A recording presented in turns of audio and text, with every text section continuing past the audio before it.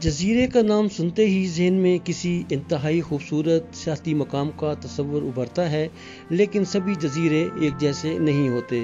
ہم اس جزیرے کی بات کر رہے ہیں جہاں دنیا کے زہریلے ترین سنہرے سانپوں کی حکومت ہے۔ یہاں کسی انسان کو جانے کی اجازت نہیں۔ یہی وجہ ہے کہ برازیل کی حکومت نے سنہرے سانپوں کے جزیروں کی طرف انسانوں کا جانا ممنوع قرار دیا ہے، اور یہ سارا جزیرہ صرف اور صرف انہی سانپوں کی ملکیت ہے۔ اس وجہ سے اس کا نام سنیک آئی لینڈ پڑ گیا، جس میں ہزاروں کی تعداد میں سانپ رہتے ہیں۔ الہارڈ کوی میڈا نامی یہ جزیرہ سالو پالو شہر کے ساحل سے 32 کلومیٹر کے فاصلے پر واقع ہے۔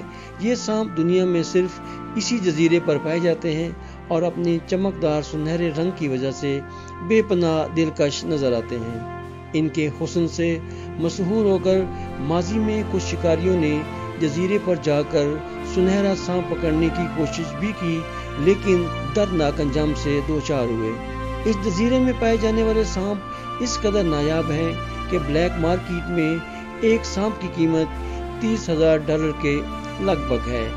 گزشتہ دنوں پہلی بار ایک آسٹریلین میڈیا ٹیم کو اس جزیرے پر جانے کی اجازت دی گئی، جس نے ان سانپوں کے مناظر کیمروں کی آنکھ سے محفوظ کر کے دنیا کو دکھائے۔ اس ٹیم میں صحافی، سائنسدان اور کئی طبی ماہرین شامل تھے، تاکہ اگر کسی کو سانپ کاٹ لے تو فوراً اس کا علاج ممکن ہو سکے۔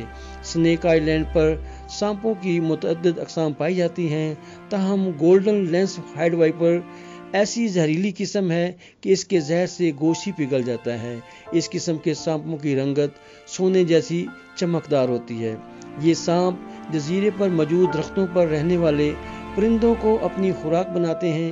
جزیرے پر جانے والی ٹیم کی رکن صحافی ٹیرا برون کا کہنا تھا، جب ہم نے ساحل پر مقامی ماہی گیروں کو بتایا کہ ہم سنیک آئی لینڈ جا رہے ہیں تو وہ سن کر خوفزدہ ہو گئے اور کہنے لگے، یہ کوئی اچھا خیال نہیں، تمہیں وہاں نہیں جانا چاہیے۔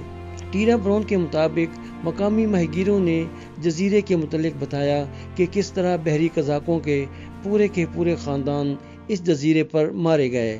ایک بات انہوں نے یہ بھی بتائی کہ اس جزیرے پر بہت بڑا خزانہ دفن ہے اور یہ سانپ اس خزانے کی حفاظت کرتے ہیں اور کسی انسان کو وہاں جانے کی اجازت نہیں دیتے۔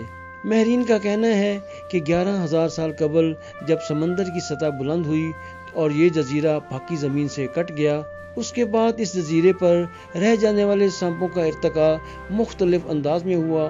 جزیرے پر پائے جانے والی سانپوں کی یہ اقسام برازیل میں پائے جانے والی اقسام سے مختلف اور کئی گنا زیادہ زہریلی ہوتی ہیں۔